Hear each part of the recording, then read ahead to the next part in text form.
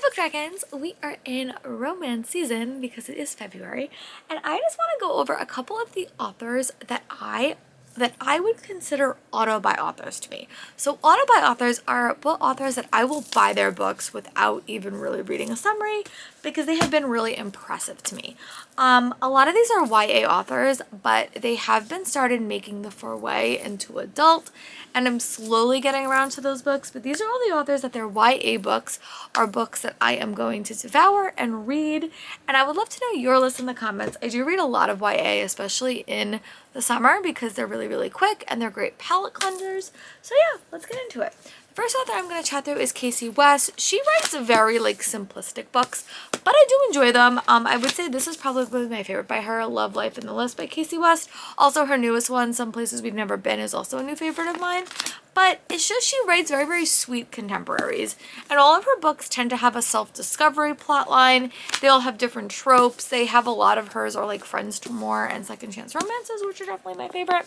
Her newest one was like Friends to Hate to More, which again was super fun, and I just love them. So yeah, that is why Casey West is on this list. She has a book coming out this year that I'm super excited for, and she writes books that just put a smile on my face. It's a book that's a nice palate cleanser, and it's not that complicated, but they do have pretty nice self-discovery elements, so yeah, that is why she's on this list. Another author that just made her foray into adult fiction is Ashley Poston. I have The Dead Romantics on this list. I did really enjoy this one, but the way I found Ashley Poston was through her Geekerella series, which has 3 books in it by Quark. I love that series so much. I think that they're fun adaptations of like tales. Like you have Cinderella, The Princess and the Pea, and you also have The Bookish and the Beast, which is Beauty and the Beast. They're really fun, and it just, you could tell it's written by a fandom person because she just really devours it, and I loved it. This book was more like supernatural and like a supernatural romance, which I thought was super fun. But she just has such a quirky writing style, and I always feel like I'm in the in-jokes when I read anything by this author. She has definitely impressed me, and I have read her other stuff, like her science fiction stuff as well, and I've read her fantasy stuff, but this book is definitely one that I will definitely read all of her contemporary stuff because I think she has a very unique voice and one that captures me. Another author, I don't actually know if she's coming out with a book this year, but that is Chasing by Jen Bennett. She writes a bunch. I still haven't read her first book, Anatomy of a Broken Heart, but I have really liked all of hers. Sort of like Casey West, she does have a pretty big self-discovery plot in all of her stories. She tackles different tropes, and they're sort of fun. I think this might be my favorite because it's like a second chance romance, and I really enjoyed it. She also has books set in like small towns, and they're all different, and I just like her writing style, and it's like pretty unique, and I'm just really fond of her writing style. It's very quick. Her one Always Jane had a really interesting late thing, but the thing I like most about her is she writes really unique sex positive romances. So yeah, that is why she's on this list. Another author that hasn't wrote YA in a while is Katie McGarry, but she's one of the first YA authors that I have ever read. Her Pushing the Limit series follows a group of foster kids that wind up, living together, and I just devoured this series. Dare You To by her is definitely like my favorite. Is this the one I got signed? I don't remember if I got this one signed, but I did meet her. Yeah, this is the one I got signed, but I did meet her, and I just love her books. She has transitioned into writing like adult romances, which I haven't quite read yet, but I love this series. It's emotionally heartbreaking,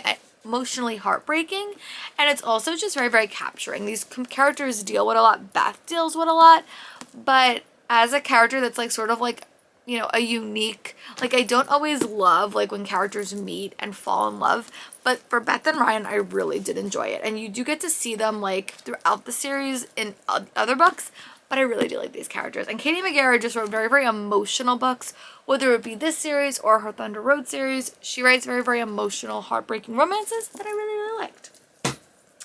Another author that's definitely is going to be on this list because she's probably one of my favorite contemporary authors of all time is Emma Lord. Emma Lord has wrote 4 books at this point, and I have loved all of them. Tweet Cute is like an all-time favorite, but she just writes such witty novels, and they're just fun. They're like really interesting premises. One was like Hate to More, one was like Best Friends to More. This one was a college romance, and then the other one she wrote was like a Mamma Mia retelling. She has really interesting concepts and just very witty writing style that makes you want to like feel like these characters are your friends, and I love her. She would be the next that I would predict would make a progression into adult literature, because I think this book was like leaning on that because it was more college, but I loved it. I thought she does found family really, really well. She does diversity super well in her books, and I just love it. A lot of her books are set in New York City, which I really do enjoy. 2 of her books were out of the 4, and I loved it.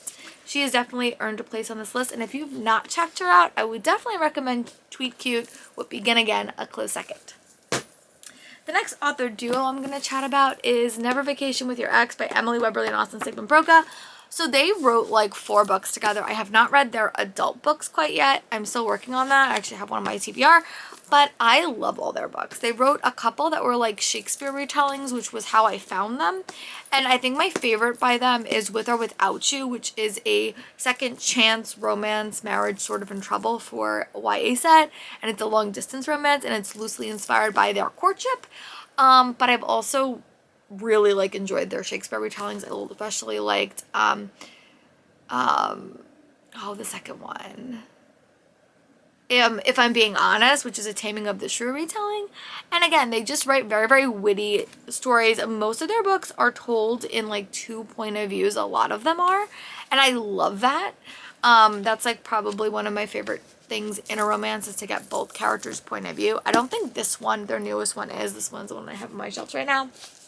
But yeah, this is another author duo that I think you should check out, especially if you do like kind of witty stories with a self-discovery plot line. But yeah, and then the next couple are just some fantasy authors that I think do a really good job, and I have F.T. Lukens. I've read 2 books by this author, and I really have enjoyed it. This is their newest, and it's more magic based, so Meet Carry On meets Raven Boys in this brand new contemporary fantasy romance. But this is an LGBTQ plus author that writes stories, and they're all very, very different. Like, one was set on the high seas, one was set in like a kingdom and like a court. I love them all. I'm excited to see where this one goes next, but he just writes very like quick-witted stories. I like a lot of banter. I liked representation. His stories are full of representation, or they are filled with representation, and it's just great. So this author has definitely made that list because I was impressed by his stuff. Another author that I've read a lot of books by, both contemporary and, other genres, is Bridget Kimmerer, and I love her books. She wrote a very compelling fantasy romance series, and then she wrote some contemporaries, and I really liked everything that she read. She really does pack emotion in her story, whatever it is, and I felt like her Vow So Bold and Deadly series, or A Curse of Dark and Lonely, was very compelling and very, very interesting, and it really did expand the world. This is the spin-off, and then I have a new series by her as well that I really, really do want to read. But she writes very, very captivating characters that I have a hard time putting down. So yeah, that is why she's on this list as well. And the last author is no shock. That is Cassandra Clare. I know people have some issues with her. I like her. I'm just going to be honest, I do. I've been reading Cassie Clare since I was in college, and I have enjoyed everything that I've read by her. I think my favorite series is definitely the Mortal Instrument series. She writes a really good romance, but also she has done the impossible for me. She writes really solid love triangles that I feel for all the characters involved. That is super hard to do because I don't always love love triangles. I always fall for the wrong character, but Cassie Clare has done the impossible, and she has made me love everyone. It makes it so hard for me to choose, which is really, really hard.